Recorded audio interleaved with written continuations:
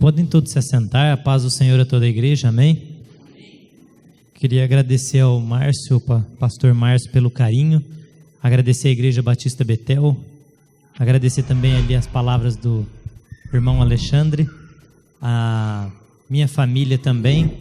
Queria agradecer a Deus, minha mãe que está ali, dar os parabéns para ela por esse dia tão especial. Minha mãe foi a primeira decisão de Deus a meu respeito. E sempre que a gente pensa, honra o teu pai e a tua mãe, a gente tem que se lembrar dessa verdade. A primeira decisão que Deus tomou a nosso respeito é quem seriam os nossos pais. Por isso, honra o teu pai e a tua mãe para que te vá bem os teus dias prolonguem na terra.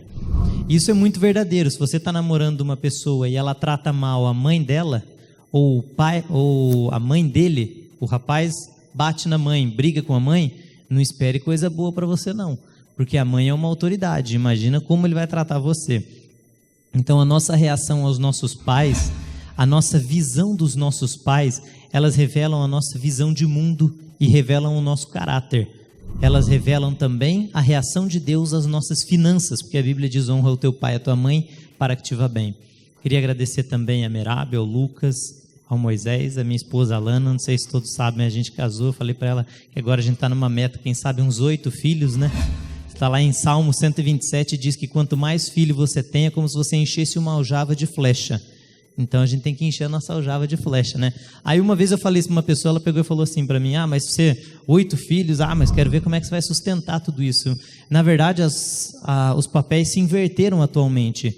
Por que tinham muitos filhos antigamente? Para os filhos ajudar a sustentar a casa. Então é por isso que é muitas flechas e aljavas na mão do valente. Hoje lá no escritório nós somos em 4 advogados trabalhando, porque minha mãe teve 4 filhos e ela ensinou a todos os filhos gostar do trabalho. Isso é importante porque ela nunca chegou reclamando. Então é um conselho que eu dou aos pais que têm um trabalho. Se você é um autônomo ou mesmo um funcionário ou um professor ou o que você faz, nunca chega reclamando. A gente sempre teve uma visão boa do escritório. Ela chegando feliz e tudo mais. Ela ensinou os 4 filhos. Ela não precisou pagar 4 advogados para dar conta da carga de trabalho. Agora não, ela tem 4 advogados, 2 estão terminando de se formar, minha irmã agora passando na OAB, já passou na primeira, certamente estamos aguardando o resultado da segunda fase. É 4 trabalhando, é melhor serem 2 do que 1, e o cordão de 3 dobras dificilmente se vai operar. Imagina um cordão de 8 dobras então. Então é mais ou menos... E nós temos este princípio de vivermos aqui na terra para louvar e glorificarmos a Deus. Por isso eu agradeço a Deus imensamente pela vida da minha mãe, por todos os ensinamentos, por ter me trazido até Jesus Cristo, porque eu só conheci Jesus através dela, bem focada, né mãe?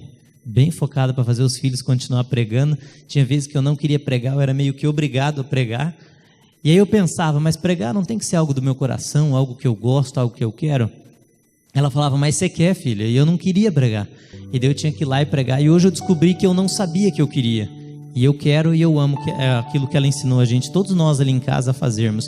Portanto, até isso é importante, porque muitos jovens pensam assim, eu acho que todos aqui já ouviram aquela frase quando você vai fazer prestar um vestibular, fazer uma faculdade, aquela famosa frase, faça o que você gosta e não o que os teus pais querem. Lembra? Alguém já ouviu essa frase? Faz o que você gosta e não o que teu pai ou tua mãe quer. Quem já ouviu? Ergue a mão. Quase todo mundo já ouviu. Eu discordo dessa frase. Claro, o pai não pode querer ficar se realizando no filho, por isso que a Bíblia nos ensina a ouvirmos a multidão de conselheiros, Provérbios 15, 22.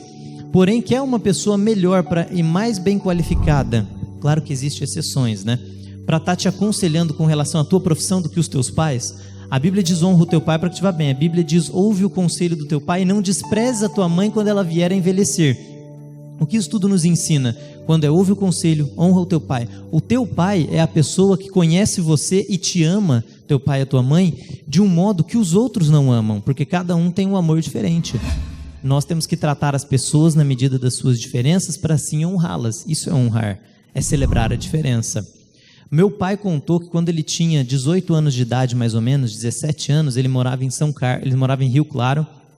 O pai dele olhou para ele estava naquela fase de decidir qual faculdade ele ia fazer, e ele olhou para o pai dele sugeriu, que é o meu avô, que eu nem cheguei a conhecer, sugeriu que ele fizesse faculdade de Direito. Falou, filho, eu acho que você devia fazer faculdade de Direito, porque o pai, mais velho, mais experiente, amando o filho, conhecendo o mundo, conhecendo as características do filho, pensou, talvez seja bom. Um pai também pode errar, por isso a multidão de conselheiros. Só que tem mais chance do pai acertar do que do filho acertar. E aí o meu pai olhou para o pai dele e falou: pai, mas eu amo... Isso meu pai me contando, quando ele já tinha 42 anos de idade, ele me contando. Ele falou: pai, lá na juventude, com 17 anos, pai, mas eu gosto tanto de biologia e eu prefiro fazer biologia. E aquela frase ecoou na cabeça dele: faça o que você gosta e não aquilo, algo só porque teu pai ou tua mãe estão dizendo para você fazer. E ele decidiu entrar na faculdade de biologia. Ele falando para mim, ele disse: filho, como eu me arrependo de não ter escutado o conselho do meu pai, que é o meu avô. Porque eu não terminei a faculdade de biologia, eu parei faltando uns 6 meses, e talvez essa seja uma das razões porque tantos jovens abandonam as faculdades. Eu conheci tua mãe, me casei com ela e trabalhei a vida inteira como se fosse advogado. Eu não fui advogado, mas trabalhei como se fosse advogado. Eu me lembro até de alguns advogados e fazer consulta com ele, ele não tinha carteirinha, não era advogado. E ele disse: me arrependo de não ter ouvido o conselho do meu pai. Quantos casamentos você não vê fracassado e o filho fala: por que eu não ouvi o conselho da minha mãe ou do meu pai? Porque lá na época você estava cego, nós estávamos cegos. E nós temos que reconhecer que haverá momentos, não tem problema, às vezes eu e você estarmos cegos para algumas coisas. Ao que nunca podemos estar cego é o fato de sabermos que estaremos cegos. O que isso quer dizer? É eu reconhecer que eu não sei muitas coisas e que eu vou precisar aprendê-las. Então eu devo reconhecer as minhas debilidades. Humildade é eu reconhecer o que eu não sou e o que eu não tenho. E quando eu consigo reconhecer isso, eu sou capaz de ouvir conselho. Eu já dei exemplo outra vez. Se esse copo estivesse vazio e eu dissesse que ele está cheio, eu nunca ia encher ele, porque eu diria que ele está cheio. Então, se eu não reconhecer que existem coisas em mim que estão vazias, que falta conhecimento sobre família, sobre casamento, sobre dinheiro, como o irmão Alexandre estava dizendo aqui no começo, conhecimento da palavra de Deus sobre salvação, se eu não reconhecer que eu não sei coisas, eu nunca vou encher de conhecimento, porque eu não reconheço, eu acho que eu sei. Esse é um grande problema que leva muita gente ao fracasso. Por isso eu agradeço a Deus pela vida da minha mãe, agradeço a Deus pela vida de todas as mães.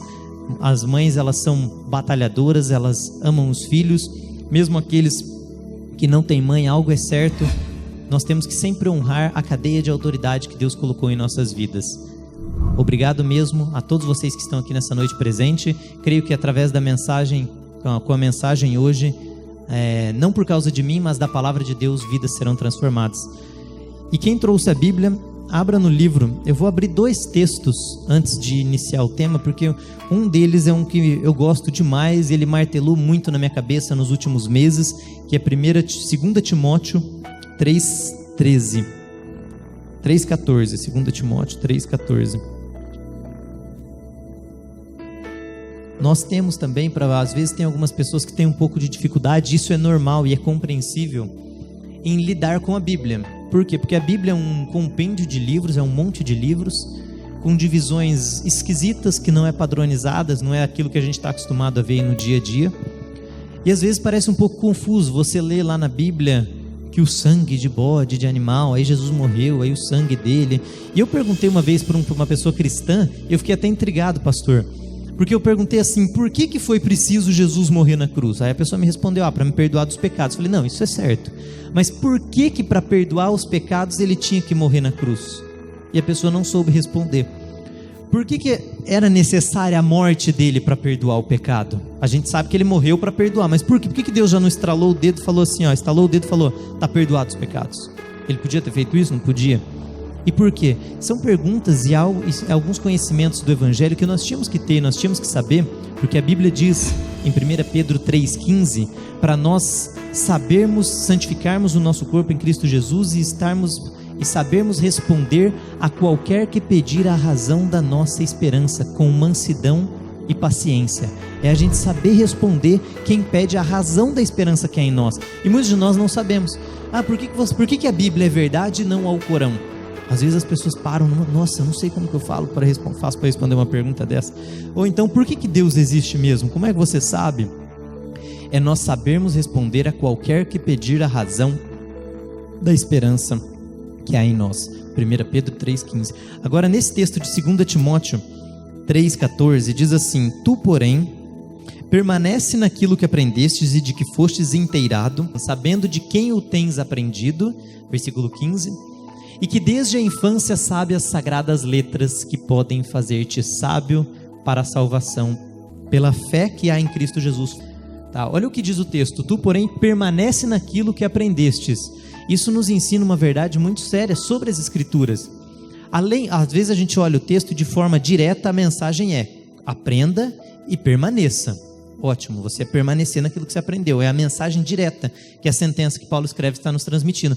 Mas olha o que está implícito ali, quando ele diz naquilo que aprendestes, isso nos mostra que Timóteo, para quem Paulo estava escrevendo, tinha aprendido sobre a palavra de Deus, e quando nós lemos no versículo 15, ele coloca que é desde a infância ele tinha aprendido.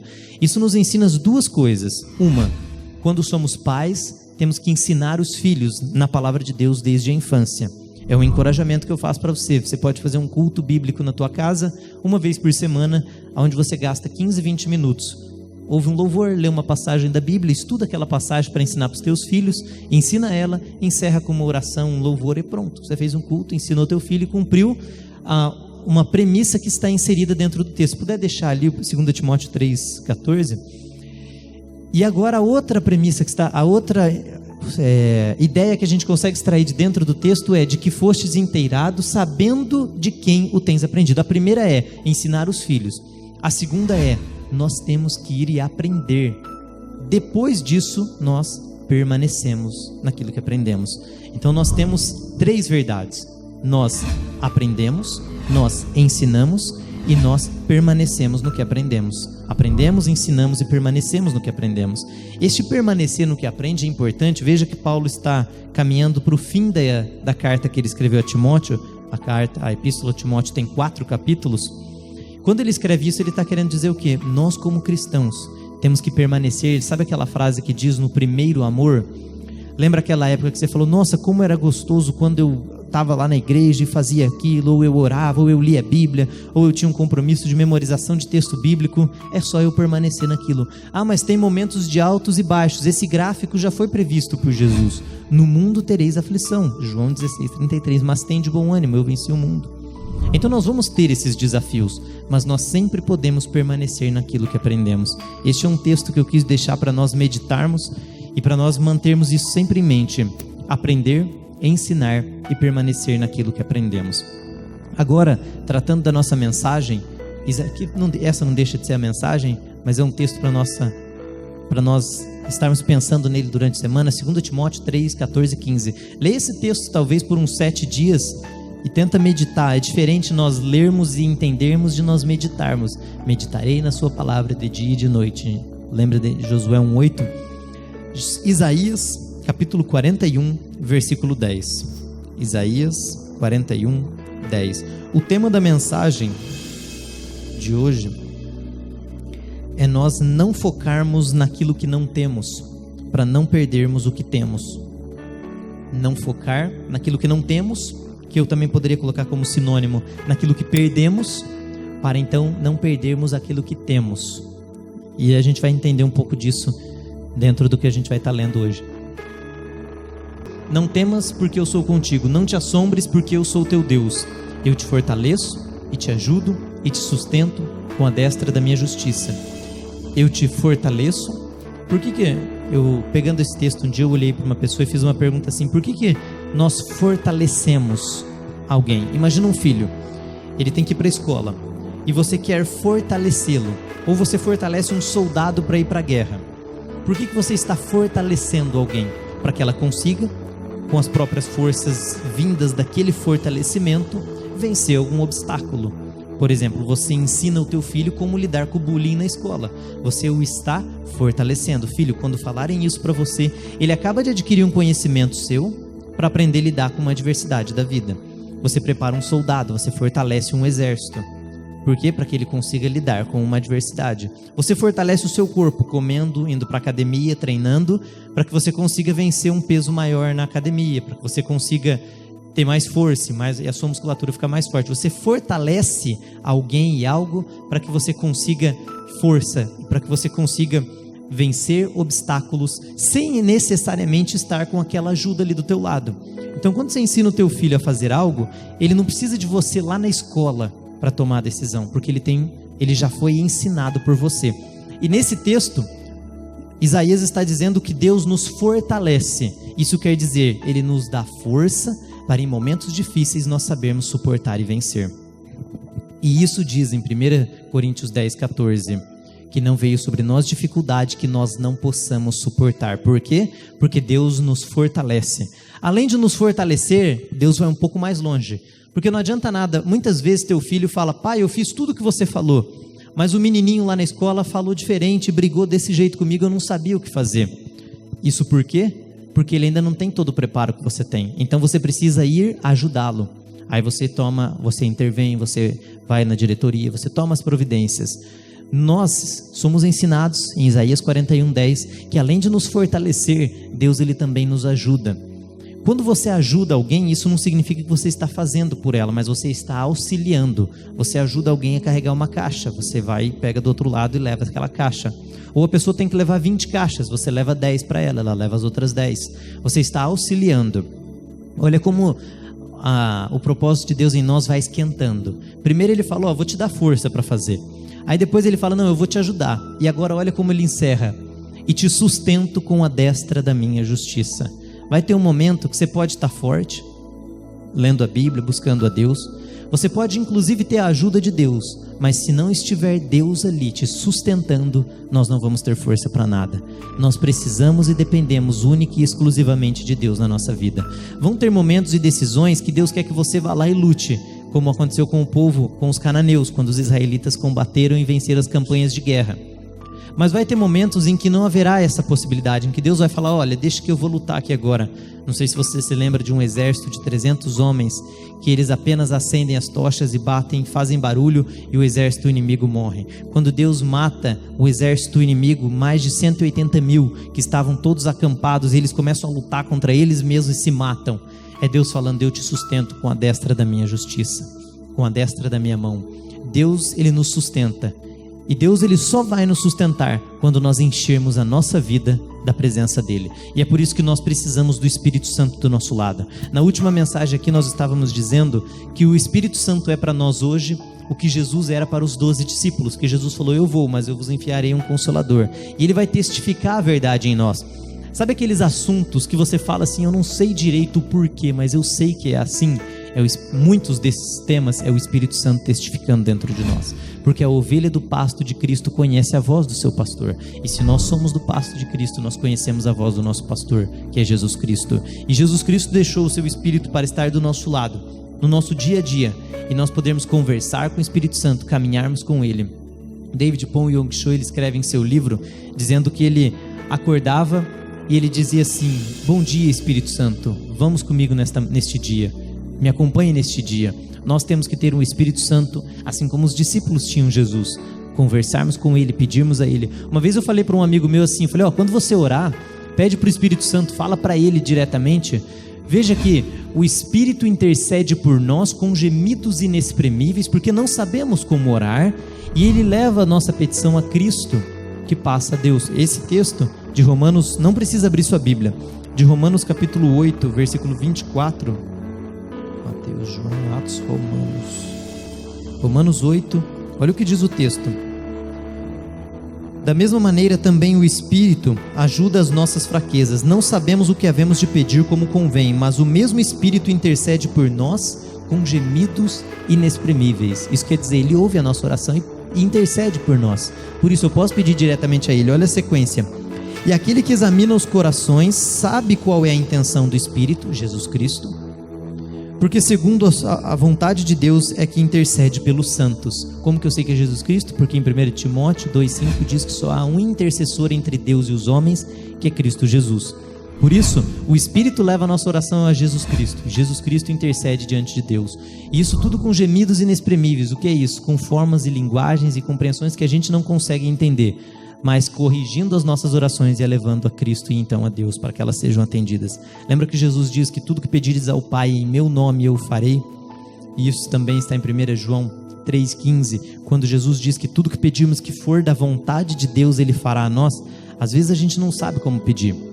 Deus analisa o nosso esforço e a intenção do nosso coração. Tem gente que nunca aprendeu como pedir, não quer nem aprender. Aí pedis e não recebeis porque pedis mal. É não saber pedir. Pedis para deleitar-vos para nos deleitar nos nossos próprios prazeres, nas concupiscências da carne. Ah, Deus, me dá dinheiro aí, para quê? Para eu oprimir os outros, para eu dar uma de ricão, ou me dá aí me dá uma força extraordinária para eu bater nos outros, ou mata o meu vizinho porque ele está ganhando de mim no comércio, ou seja o que for, os pedidos. Existem muitos pedidos absurdos. Oh, Deus, mata a minha nora porque ela não sei o quê. Existe esse, e a gente às vezes, e pode parecer estranho, mas existe. O detalhe é, tirando esses pedidos absurdos, e quando a gente pede mal ou para deleitar em nossos próprios prazeres, o Espírito Santo pega as nossas orações e intercede diante de Deus. E é por isso que nós dependemos do Espírito Santo, nós dependemos de Deus, nós precisamos dele ao nosso lado, porque sem ele, nós podemos até estar forte, porque aprendemos com a palavra dele, Deus pode até nos ajudar, mas se ele não nos sustentar, nós não conseguiremos vencer os obstáculos. E quais são esses obstáculos? Aparecem muitos nas nossas vidas. E nós conseguimos compreender como vencer os obstáculos quando começamos a compreender as Escrituras. Já falamos outras vezes que Deus não está no controle de tudo, mas Deus tem o controle de tudo. Prova disso é que nós precisamos da sustentação dele. E prova de que ele também não está no controle de tudo é que ele nos fortalece para nós assumirmos o controle em muitas oportunidades na nossa vida. Por isso, devemos aproveitar bem as oportunidades que temos. Por quê? Porque Deus não vai fazer por nós, a não ser quando nós não podemos. Aí sim Ele virá e nos sustentará, nos ajudará. Algo importante nisso que nós podemos aprender é que, sabendo que Deus tem o controle de tudo, Ele pode a qualquer momento estar te salvando. Mas também, sabendo que Ele não está no controle de tudo a todo momento e nos deu este controle, Gênesis 1:26 diz: façamos o homem a nossa imagem, conforme a nossa semelhança, e domine o homem sobre as aves nos céus, os peixes nos mares, os animais se arrastem sobre toda a terra. Deus deu o domínio da terra para nós. E é por isso que a terra está um desastre. É por isso que você vê nação contra nação, morte, fome. Se Deus estivesse no controle de tudo, não tinha fome. Na África, ninguém estava passando fome. Mas e por que existe morte, tragédia, homicídio e tanta destruição? Que eu tenho certeza que não é da vontade de Deus, porque Deus é um Deus de justiça, é um Deus reto, é um Deus puro, é um Deus perfeito, é um Deus de amor, é um Deus que não tem pecado, e Ele ensina nós não praticarmos o pecado, para que nós não venhamos a colher essa semente, porque Deus nos deixou tomar decisões. E quais decisões nós podemos tomar? Conhecendo a palavra dele, nós vamos descobrir quais decisões podemos tomar. Por isso a importância de meditar na palavra de Deus, é nós pegarmos a Bíblia e ler. E eu sei que às vezes a Bíblia parece meio obscura e difícil. É importante você já começar com uma versão que você entende. Eu gosto de falar isso, até uma pessoa uma vez estava me perguntando como que eu podia ler a Bíblia. A pergunta é: qual a dificuldade? Eu leio e não entendo. Então provavelmente você está lendo uma versão difícil. Eu recomendo a NTLH, que é a nova tradução na linguagem de hoje, para quem tem essa dificuldade. Depois que você lê uma ou duas vezes a Bíblia toda nessa versão, aí você vai para a NVI, que ela é um pouco mais difícil, mas ainda assim é fácil. E depois você vai na Almeida Revista Corrigida. Por que teria que fazer todo esse processo? Para a gente nos encher da palavra de Deus. E cada uma das traduções ela traz uma perspectiva diferente, e ela também nos facilita a compreensão. Mas o meu problema não é nem só esse, é porque eu leio e vou começando a me cansar. Então você pega um plano de leitura próprio, bom, nós temos no site, a gente não cobra também. Depois, se alguém quiser entrar lá no site paulobichara.com, tem lá um botão de contato, você pede para mim, eu te mando um plano de leitura. Você faz ele 1 ano, você lê a Bíblia de forma intercalada, Antigo com o Novo Testamento. É um capítulo de cada livro diferente, a leitura fica mais gostosa, e são livros devidamente e precisamente organizados para facilitar a nossa compreensão de toda a Bíblia. Por isso a importância de nós lermos e aprendermos como lidar com essas dificuldades estando do lado do Espírito Santo. E como nós podemos lidar com essas dificuldades quando elas parecem impossíveis de serem vencidas? Ontem eu estava ouvindo uma mensagem e eu achei a mensagem fascinante. O pregador estava mostrando que existem muitos gigantes que Deus não revelou para nós. E Ele nem vai revelar muitos desses gigantes. E essa mensagem, ela nos mostra isso. Ele conta o exemplo do povo de Israel quando estava saindo do Egito. E Deus disse para o povo de Israel: olha, vocês vão para uma terra que mana leite e mel. E é interessante que na Bíblia, em Números e em Êxodo, você vai ler, quando você pega em Êxodo capítulo 13, que Deus não deixou o povo israelita ir pelo caminho aonde tinha guerra e peleja com os filisteus, porque Ele falou assim: se esse povo, assim que abriu o mar, já for ter que batalhar e entrar na guerra, ou logo nessa saída eles já tiverem que enfrentar o inimigo, eles tinham saído preparado para a guerra. Mas mesmo se eles tiverem que enfrentar a guerra, eles vão amolecer o coração, vão se entristecer, vão temer e vão voltar para o Egito. Então eu vou levar eles por outro caminho. Aí eles ficaram 40 anos no deserto. E mesmo assim, chega lá no final, eles têm que enfrentar e vencer as campanhas, as batalhas contra os cananeus. Um detalhe, chegando lá, o coração deles tudo amolece. E por quê? Porque chegam 10 espias, porque 2 foram bons, Josué e Caleb, e falam, sujou, lá tem gigante, Números 13:33, nós somos como gafanhotos perto deles, é uma terra muito forte, é um povo poderoso, é um povo organizado, a gente vai morrer e acabou, não devíamos nem ter vindo para cá. E estes eram líderes que estavam dizendo isso, não eram quaisquer. Foi levantado um líder de cada tribo, por isso 12, era um líder de cada tribo. Josué e Caleb era da tribo de Efraim e de Judá. Foram as únicas 2 tribos que tiveram ali uma visão diferente. E com toda essa notícia ruim, o povo todo amolece e se entristece. Não dava para voltar naquela hora, eles até cogitaram, mas estava longe, tinha 40 anos de jornada, tinha muito deserto, muito sofrimento, então eles não desistiram. Agora o que nós podemos aprender disso?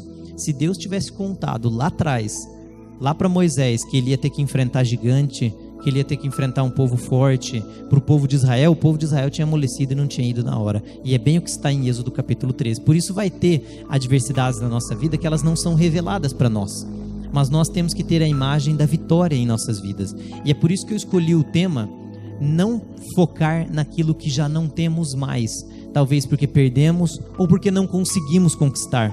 Mas focarmos naquilo que temos, e aquilo que temos inclui o nosso possível futuro, o sucesso futuro que nós almejamos. Como o irmão Alexandre estava dizendo aqui, é você que tem um sonho de ter uma empresa, é focar nisso que você tem hoje, neste sonho que você tem, e não na frustração porque você perdeu a outra empresa ou porque deu errado. Stephen Scott, ele escreve no livro dele que ele perdeu 9 empresas e 9 negócios, ele iniciou e tentou 9 vezes, ele foi demitido, ele perdeu dinheiro, ele perdeu tudo, ele foi para falência, mas ele não desistiu e conseguiu. Ele conseguiu e cresceu, prosperou financeiramente à luz da palavra de Deus, a ponto de produzir uma renda de $800 mil por mês. Mas e se ele tivesse desistido no 6º, 7º problema que ele teve? Se ele tivesse focado naquilo que ele tinha perdido, ele não teria alcançado aquilo que estava diante dele, nas mãos dele. Por isso, nós não podemos focar no que não temos ou no que perdemos, mas sim naquilo que temos hoje, nos sonhos que estão em nossas mãos hoje, na possibilidade que há em nós hoje. Eu vi aqui o momento dos dízimos e, sem brincadeira, eu tive uma visão, eu acredito piamente, e até libero uma palavra profética nesse sentido, que dentro dessa igreja se levantarão milionários para poder não apenas abençoar a obra aqui, mas para todo o Brasil e ainda no Brasil afora, porque é isso que Deus quer de nós. Sabe o que diz em Provérbios 13:22? Que o dinheiro do ímpio vai vir para o justo. Diz assim: o homem de bem deixa uma herança aos filhos de seus filhos, e a riqueza do pecador é depositada para o justo. Alguns, quando olham a palavra riqueza na Bíblia, para não jogar para dinheiro, eles falam, não, é bênçãos espirituais, essa não tem como ser, porque está dizendo a riqueza do ímpio. O ímpio não tem bênçãos espirituais, o que está tratando ali é o dinheiro, é a bufunfa, é o cash na mão. A Bíblia está dizendo que esse dinheiro do ímpio vai ser depositado para o justo. Eu já disse outra vez, mas faz algum tempo já. Certa feita nós estávamos em família lá em Natal, passeando, chegando lá a gente entrou e pegamos um táxi, o taxista olhou e falou, olha, eu sou contra esse monte de cristãos, os cristãos têm muito dinheiro, ou templos para Deus muito caro, eu não lembro se estava sendo falado daquele templo que o Edir Macedo fez, o templo de Salomão, mas sei que ele estava dizendo que ele era contra. Eu falei, eu sou contra ele dizendo que eu sou contra cristãos ter muito dinheiro. Eu falei, e você é a favor de que quem tenha tanto dinheiro? Os ímpios? Aí ele falou, eu nunca pensei nisso. A riqueza do pecador, Provérbios 13:22, será depositada para o justo, e o homem de bem deixa uma herança aos filhos de seus filhos. E por que isso? Porque o propósito do dinheiro é criar boas experiências na vida das pessoas, é você matar a fome. Eu tenho certeza que se você pudesse dar uma cesta básica para alguém, você, a hora que vê a pessoa alegre te agradecendo, você, nossa, como é gostoso produzir boas experiências. Isso, uma cesta básica. Se você pode dar 2, e se você puder dar 100 mil cestas básicas, e se você puder ajudar crianças que estão abandonadas ou órfãos passando fome, esse é o propósito do dinheiro. E se você puder ajudar a espalhar o evangelho com horários na televisão nobre, eu creio que Satanás, ele não venceu, mas ele tem uma parcela de conquista nesse ramo do dinheiro no mundo cristão. Por quê? que é o propósito de Satanás? Quando ele queria atrapalhar a vida de Jó, o que ele fez? Ele foi lá e tomou o dinheiro de Jó. E quando Deus quis abençoar Jó, o que ele fez? Ele deu o dinheiro para Jó. Então Deus abençoou, Jó tinha muita prosperidade. Aí veio o diabo e falou, tira o que ele tem para você ver se ele não vai contra o Senhor. Tem gente que fala que é o contrário, não, se Deus te der dinheiro, você desvia. O importante não é o que... Eu já ouvi uma frase dizendo que o dinheiro, ele potencializa o teu caráter. Não é o dinheiro que desvia, porque o dinheiro não desviava Jó. O diabo achou que era o contrário, que era a ausência do dinheiro. Ele falou, toma tudo dele. Aí Deus falou, tá bom, vai lá e pode relar. Veja que Deus deu autonomia para Satanás. Isso está aí em Jó 2,6. É Satanás quem foi e tocou com a autorização de Deus. Ele falou, só não mata ele. Jó não blasfemou. Qual a recompensa no final da vida? Ele ganhou em dobro tudo que ele já tinha, então ele ficou mais rico ainda. Então Deus só multiplicou na vida dele. Esse é o propósito que Deus tem para nós dentro dos recursos. E por que isso? É para nós esbanjarmos com os nossos próprios prazeres? Não, Salmo 62:10 diz que se as nossas riquezas aumentam, não coloque nela o teu coração. Esse é o propósito. Mas e quando diz que o dinheiro é a raiz de todos os males? Não diz isso, diz que o amor ao dinheiro é a raiz de todos os males. E 1 Timóteo 6:10, e no versículo 19 diz, diga aos ricos deste mundo, versículo 17, diga aos ricos deste mundo que não sejam altivos. O propósito da prosperidade de Deus para as nossas vidas é aumentar o templo, e eu soube que a igreja, aqui o pastor está preparando para um novo templo. Isso envolve recursos, é a gente poder sentar em cadeiras confortáveis, é a gente poder espalhar o evangelho, produzir mais bíblias, matar a fome e ajudar as pessoas.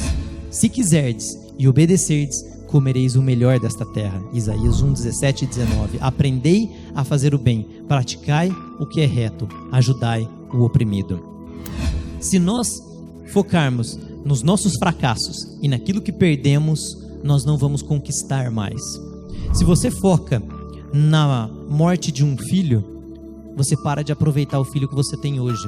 Eu assistindo um vídeo, meu pai faleceu em 2009, em 2008, 2006, de 6 a 8, nós em um dos cultos que teve em casa, eu peguei uma câmera e comecei a filmar.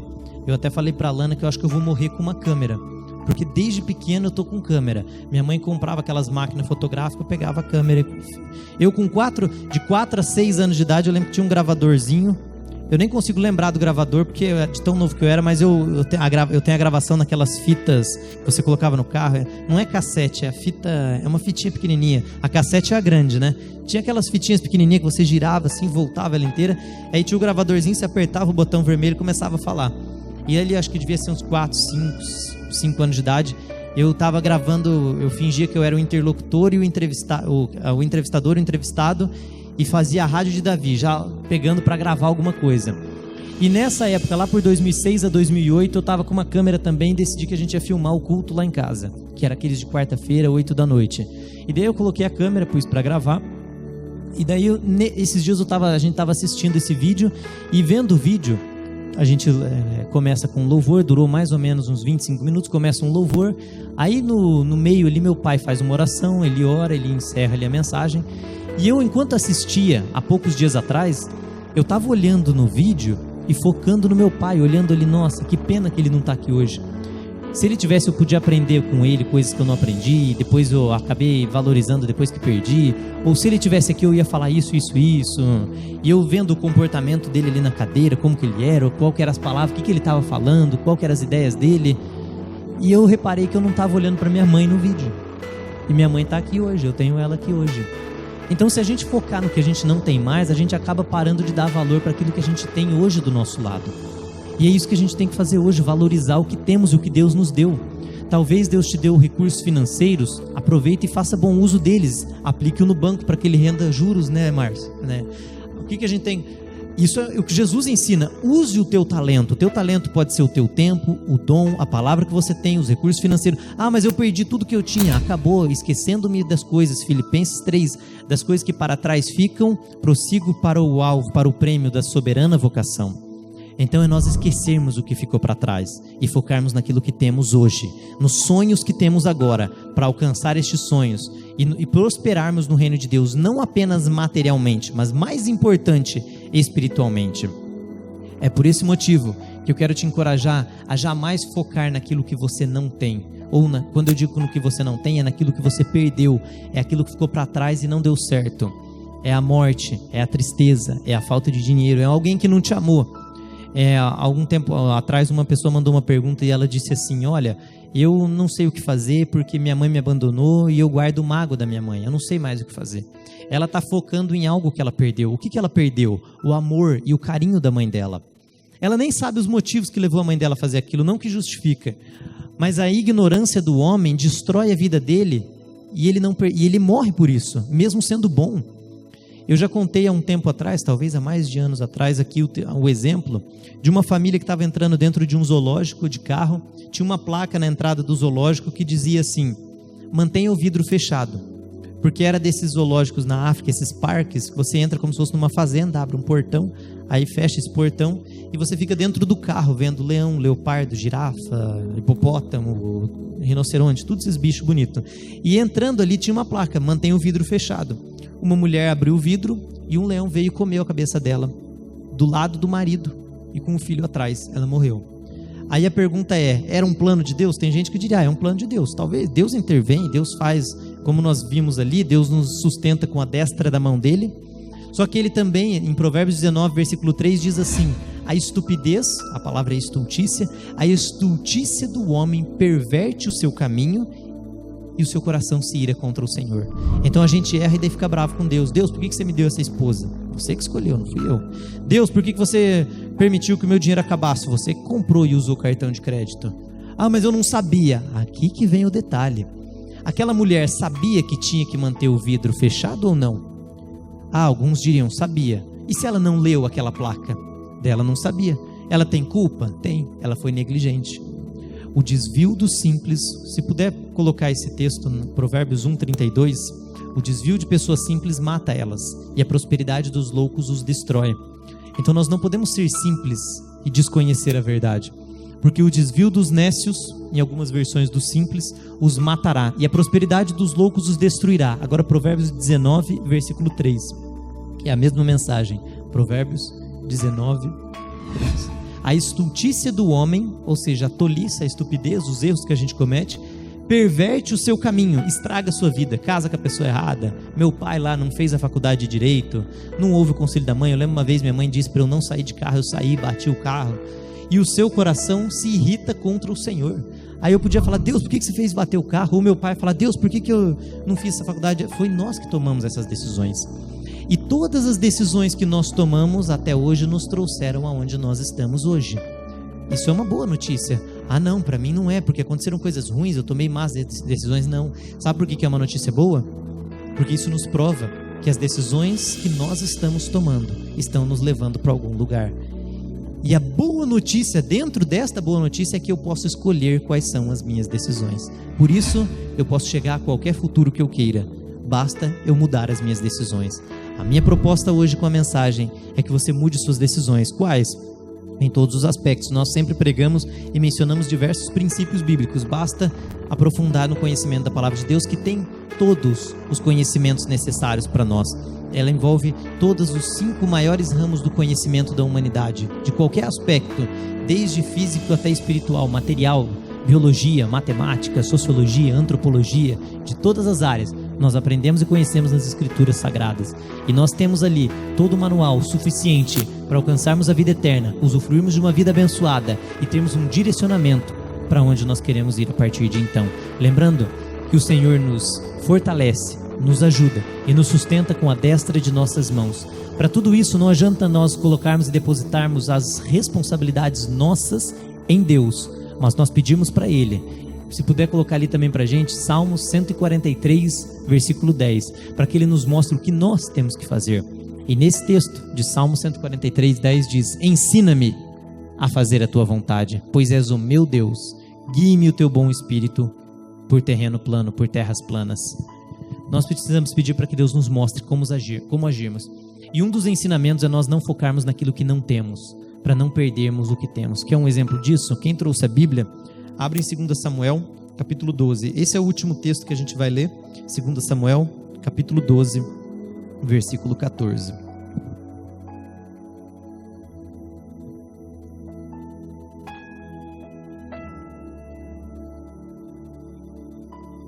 Lembra que quando os israelitas estavam indo para a terra, qual que foi o foco daqueles 10 espias? Os gigantes. a dificuldade, o problema. Não vai dar, sujou, é difícil. Esse foi o foco deles.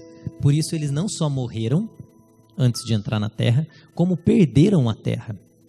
Eles não focaram no que eles tinham. O que eles tinham? Uma terra diante deles para ser conquistada e Deus, mais importante, para auxiliar. Mas eles não focaram nisso. Josué e Caleb sim, e eles conquistaram. Ao não focar no ponto correto, eles perderam aquilo que eles tinham. Quando nós não focamos naquilo que devemos focar, nós perdemos o que temos e a oportunidade que temos em nossas mãos. Olha o que diz em 2 Samuel, capítulo 12, versículo 14, 12 e 14. Mas porque com este feito deste lugar a que os inimigos do Senhor blasfemem, o filho que te nasceu morrerá. Isso aqui, Davi, não sei se vocês lembram, mandou matar o marido de Batseba. Aí depois que ele matou, ele foi lá, ficou com Batseba e casou com ela, e teve um filho com ela. Aí Natã veio e falou: mas porque por causa deste feito, esse filho vai morrer, porque você foi mal, você errou.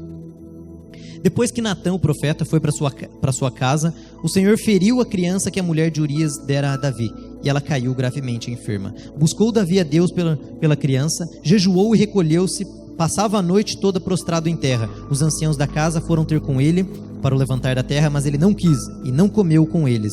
Ao 7º dia, a criança morreu. Temiam os servos de Davi dizer-lhe que a criança era morta, porque pensavam, estando a criança ainda viva, lhes falávamos, porém não dava ouvidos à nossa voz. Como lhe diremos que a criança é morta? Ele poderá cometer um desatino. Viu Davi que os servos falavam baixo e entendeu que a criança era morta. Perguntou a seus servos: é morta a criança? E eles responderam: é morta. Então Davi se levantou da terra, depois de ter se lavado, ungiu e mudado as vestes, entrou na casa do Senhor e adorou. Então foi à sua casa e a seu pedido serviram-lhe pão e ele comeu. Perguntaram-lhe seus servos: que é isto que fizeste? Pela criança viva jejuaste e choraste, mas depois que a criança morreu, te levantastes e comestes pão? Respondeu ele: vivendo ainda a criança, jejuei e chorei, porque pensava, quem sabe o Senhor se compadecerá de mim de modo que viva a criança. Mas agora é morta, por que jejuaria eu? Poderei eu fazê-la voltar? Eu irei a ela, mas ela não voltará a mim. É exatamente esse mesmo exemplo que eu dei do vídeo do meu pai. Não adianta mais eu ficar olhando aquele vídeo querendo que ele esteja aqui. Eu tenho que tirar bom proveito, aprender com ele, saudade fica. Não adianta aquela filha que a mãe abandonou e deixou ela órfã, ficar pensando por que a mãe deixou ela órfã, ou ficar com raiva, ou alimentando um sentimento de ódio. O que ela precisa pensar é, talvez minha mãe foi simples, não leu a placa que dizia lá, não abandone teu filho, uma placa da vida, não deu atenção a princípios bíblicos, não buscou a Deus e me abandonou. Hoje ela pode talvez até ter se arrependido. Eu vi um filme que chama A Superação, que é uma criança que morre e depois ressuscita. Deus ressuscita ela. Isso aconteceu em 2015 nos Estados Unidos, e era uma criança adotada. A mãe disse que ela se arrependia amargamente de ter abandonado a filha dela no início da vida, o filho que ela teve, e ela queria suprir isso com o filho que ela tinha adotado.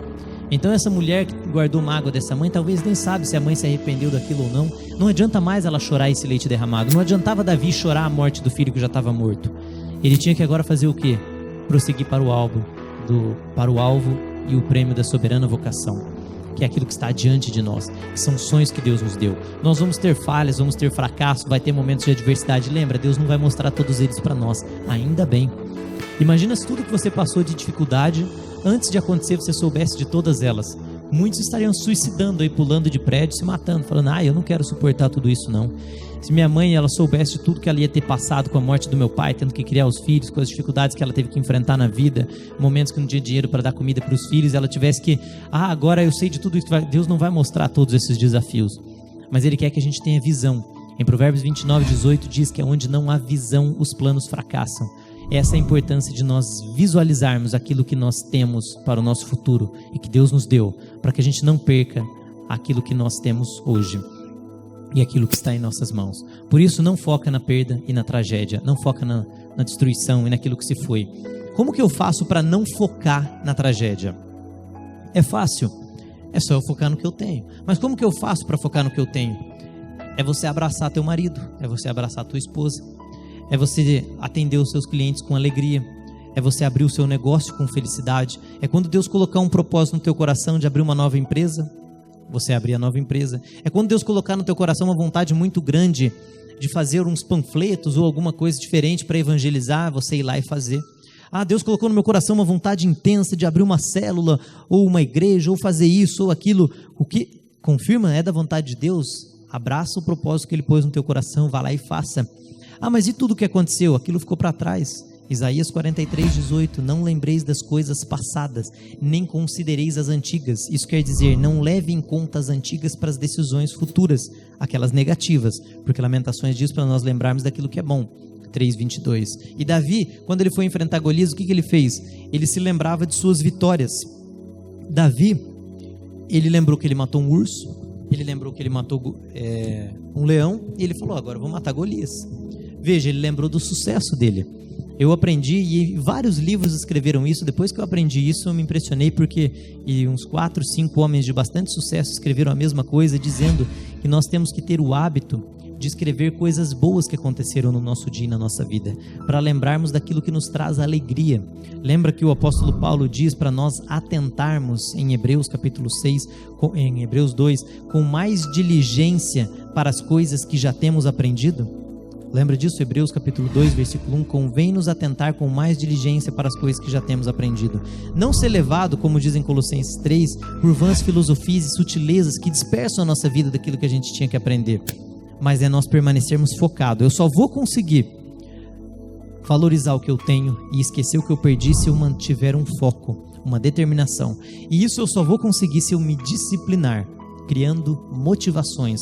Uma das melhores estratégias é envolvendo pessoas. Por isso, decida melhorar em áreas da tua vida. Envolva pessoas para fazer isso.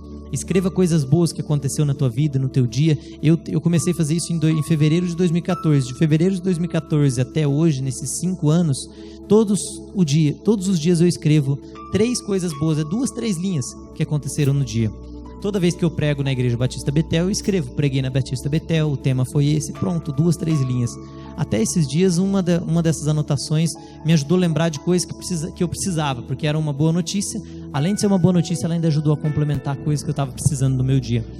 Nós, quando criamos bons hábitos, nós nos tornamos pessoas completamente diferentes para Deus.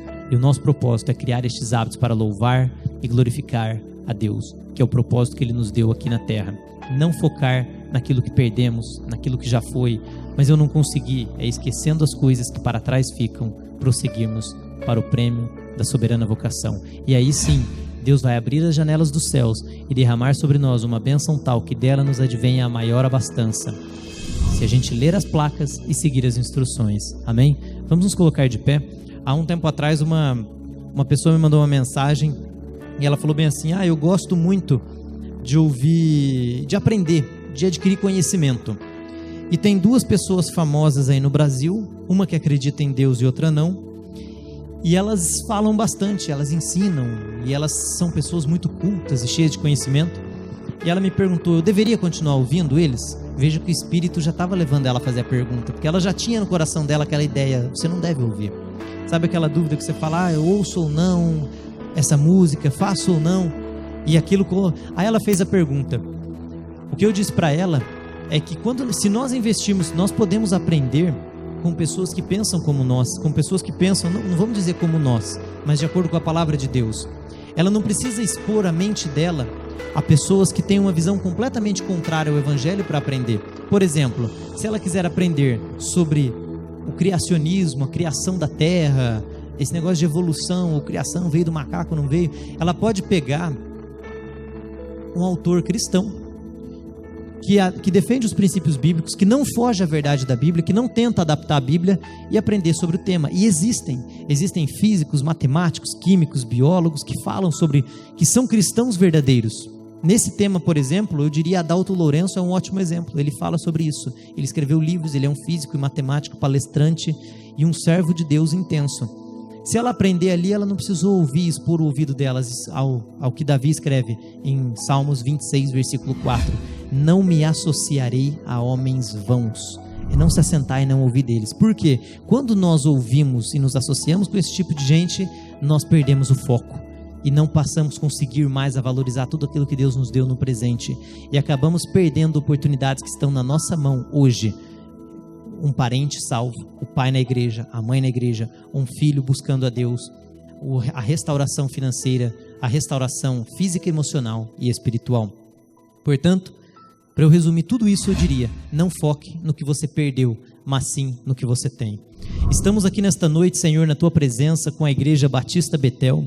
Eu creio, ó Deus, que todos aqueles que estão aqui nesta noite, que talvez em algum momento estavam com as emoções ou com a tristeza, com as emoções abaladas, ou cheio de tristeza por causa de algo que perdeu, ou algo de ruim que aconteceu na vida, neste mundo que jaz no maligno, nesta noite, esta mensagem vinda da Tua palavra, ó Deus, daquilo que nós lemos nas Escrituras, será um divisor de águas para trazer graça, alegria, unção, sabedoria e prosperidade para nós.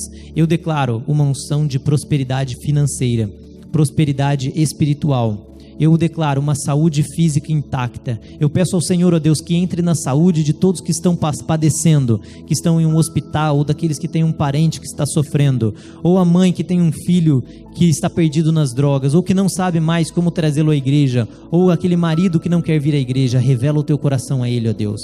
Revela o Teu coração àquela pessoa que está com um coração duro para a Tua palavra e não quer recebê-la. Aquela mulher que não está fazendo o que deveria ser feito e o marido ora por ela. Atenda esta oração, ó Deus. Eu declaro hoje cura, graça, sabedoria, prosperidade, a Tua unção, a Tua paz e a Tua misericórdia sobre todos nós. Obrigado, ó Deus, por nos dar o privilégio de aprendermos com a Tua palavra nas Escrituras, e nos ajude a focarmos em tudo que temos hoje, que inclui os nossos alvos e metas e sonhos que temos hoje para o futuro, e a esquecermos as coisas que para trás ficam, prosseguindo para o alvo, para o prêmio da soberana vocação, em nome de Jesus. Amém. Deus abençoe a todos, podem se assentar.